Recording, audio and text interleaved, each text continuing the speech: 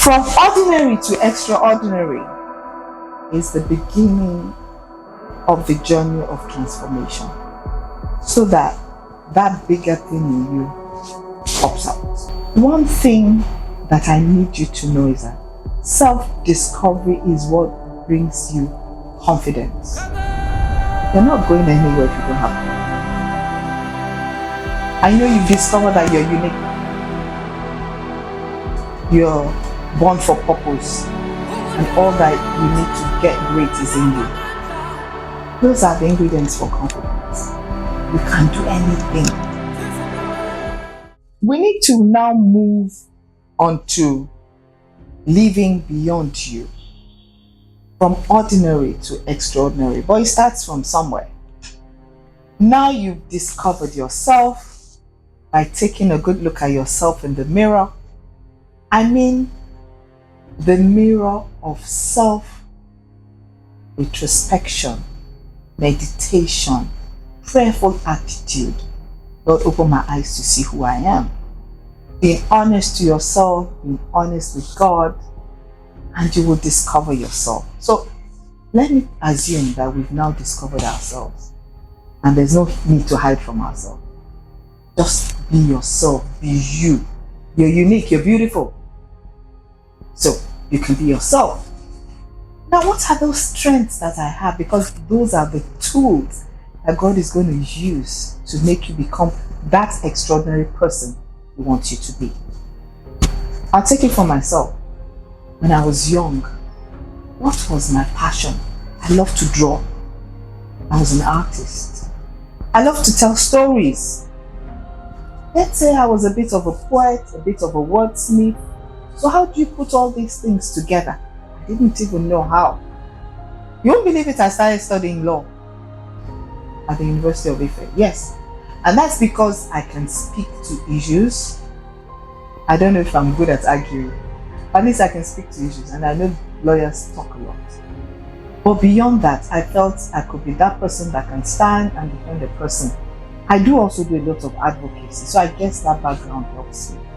Now, so I was that person who could draw, who could speak, who could express herself in art, in drama. So what can I do with these talents? When I was a young child, I would make comics. I would draw and write stories to the comics.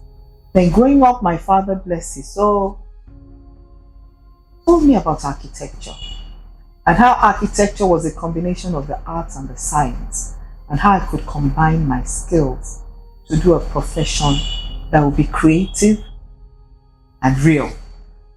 And I love that. I love artists, but the best artists can do is put up an art piece that you can admire. But I could design something that has art, and you can live in it, walk through it, and you can be part of it. And I love that. So I studied architecture. So just discover that thing.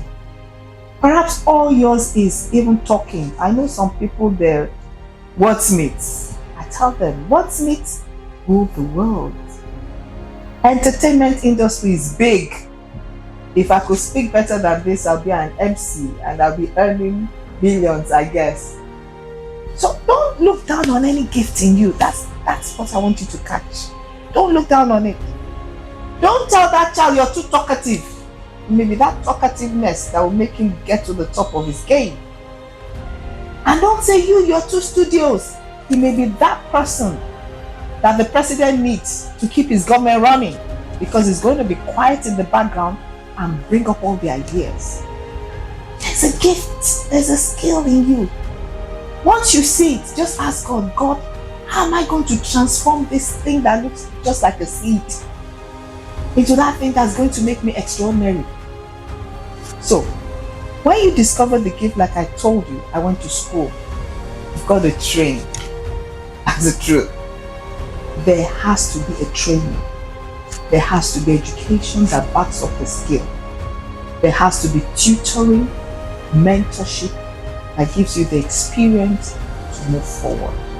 Now, don't begin to despise the proper education system. You need it. At the end of the day, there needs to be respect that backs up whatever skills you have. I remember one of my sons, very good at so many things, and at a point he told me, Mom, there's no need to have a degree. There are many people doing professional things and they don't have a degree. I said, I don't want you in a position that people look down on you because you don't have a degree. So what am I saying? Get all the skills, get all the training, and the time when you're young is the best time to do it. Don't waste that time. Don't waste that time. Get all the skills, get all the training. This generation is so blessed. There's so many avenues of getting training. You can do online courses. You can get mentorship even through this program I'm giving to you. Perhaps I'm going to start giving you certificates. Watch out. However, what I'm just trying to say is, anywhere you can get knowledge, be there. It's your time to pick it all up. Because you have a future ahead where you're going to put all these things together and then it's going to start working for you. So training, mentorship, getting experience. Don't be in a hurry to be rich. Riches isn't the destination. It's just part of the journey. I tell you, it's just part of the journey. So, and I tell people, there are no shortcuts. That's why you have to do 5 years in school, 2 years A levels, or whatever, 3-year, 4-year, 5-year course in university, tutelage, it depends on whatever professional course. Don't rush it. You have a lifetime ahead. There are no shortcuts, but I tell people they're fast routes. And I like to balance that. Hold that. No shortcuts, but they're fast routes. The fast routes is that while you're in school, for instance, without losing focus, you can start some entrepreneurship things on the side. And I see young people who are doing it now, and I'm so excited. So the lesson is, put yourself together. The ordinary person becomes extraordinary because he discovers himself and he allows God to use the skill in him by submitting himself to training, mentorship, praying, and you're ready to go. From ordinary to extraordinary is the beginning of the journey of transformation, so that that bigger thing in you pops out and you need it. One thing that I need you to know is that self-discovery is what brings you confidence. You're not going anywhere if you don't have confidence. I know you've discovered that you're unique. You're born for purpose, and all that you need to get great is in you. Those are the ingredients for confidence. You can do anything. That scripture I held on to from when I was young and I discovered it. I can do all things through Christ who strengthens me. So I'm never intimidated. Bring it on. Whatever it is, bring it on. I can try. I may fail. It doesn't matter. I pick myself up and I'm back. And that's what you need. Now, let me tell you, it's at this stage that doubts will come clouding in. And the first cousin of doubt is Mr. Fear. You're afraid. Okay, I've got it in me. Okay, I'm in school. Am I sure? Can I do it? I heard about this person who tried, who failed. That's not you. You're not going to fail. And you must tell yourself that. It's part of the confidence. And let me tell you, confidence must be rooted and grounded in God. There's a difference in a confidence that gets so big with the prick of a pin, it just busts. And the confidence that is rooted in God, that no matter what comes, bring it on. I said it before. Bring it on. It still stands. So your confidence in yourself because you're made in the image of God, and in God because He's backing you up. And then let me tell you about this Mr. Fear I told you about. It happens to everybody at every stage of your life. And when the fear comes in, all you need to do is build up courage. Now, courage is not the absence of fear. It's the master of fear. Your courage in you masters that fear. It's not that the fear will not be there. There's no human being that doesn't feel afraid at one point or the other in their life. But when you have courage, you're able to get fear fleeing. You're able to be bold and stand. So it's important. Have courage. No wonder God said to Joshua, be courageous. Because that's what you need. In your journey to become extraordinary, you need to be courageous. Then I need to ask you, are you really determined? Determination is key. Determination means you have made up your mind. You have set your eyes, your face as a flint, no matter what happens. And many things will happen. Do you know that when you have a purpose, you have a plan, you have a dream? Many of us have dreams. I love being young. I wish I was young again. So all my dreams can keep flooding in. You have dreams. And when those dreams come, don't suppress them, please. God is showing you things that He wants you to get to. Don't suppress them. Don't say, not me. Why not you? When those dreams come, be determined. I will get there.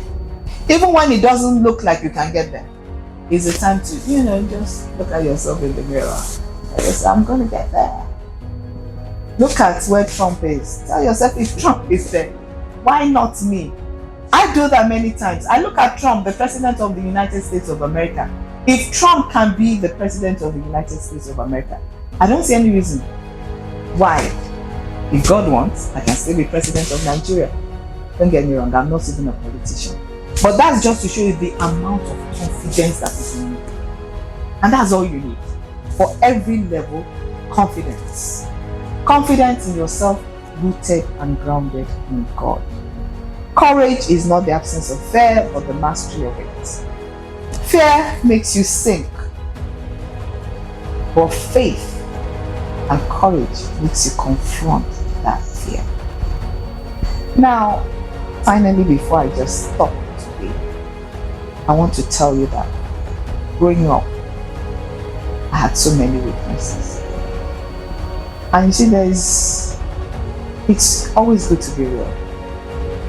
I told some of my young friends that at a point in my life, I could forget almost myself.